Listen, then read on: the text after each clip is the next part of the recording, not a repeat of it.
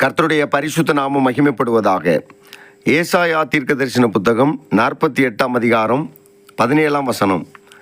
பிரயோஜனமாய் இருக்கிறதை உனக்கு போதித்து நீ நடக்க வேண்டிய வழியிலே உன்னை நடத்துகிற உன் தேவனாகிய கர்த்தர் நானே.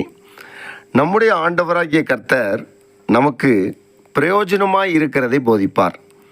பிரயோஜனம் இல்லாத காரியத்தை போதிக்க மாட்டார். வேத வசனத்தை நாம் வாசிக்கும் பொழுது நம்முடைய வாழ்க்கைக்கு தேவையானதை, பிரயோஜனமானதை நம்முடைய ஆண்டவராகிய கர்த்தர் நமக்கு சொல்லித் தருவார்.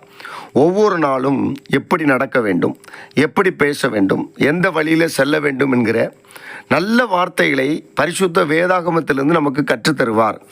வேத வசனம் சொல்லுகிறது, பிரயோஜனமாய் இருக்கிறதை உனக்கு போதித்து நீ நடக்க வேண்டிய வழியிலே உன்னை நடத்துகிற உன் தேவனாகிய கர்த்தர் நானே. அன்பான தேவஜனமே, நாம் நடக்க வேண்டிய வழியிலே, செவ்வையான வழியிலே, பரலோக வழியிலே அனுதினமும் நடத்துகிற நம்முடைய ஆண்டவராகிய கர்த்தர் தான் சொல்லுகிறார், பிரயோஜனமாக இருக்கிறதை உனக்கு போதிப்பேன், சரியான வழியிலே நடத்துவேன் என்று சொல்லுகிறார். பரிசுத்த வேதாகமத்தை வாசிப்போம், பிரயோஜனமான வழியிலே நடப்போம்.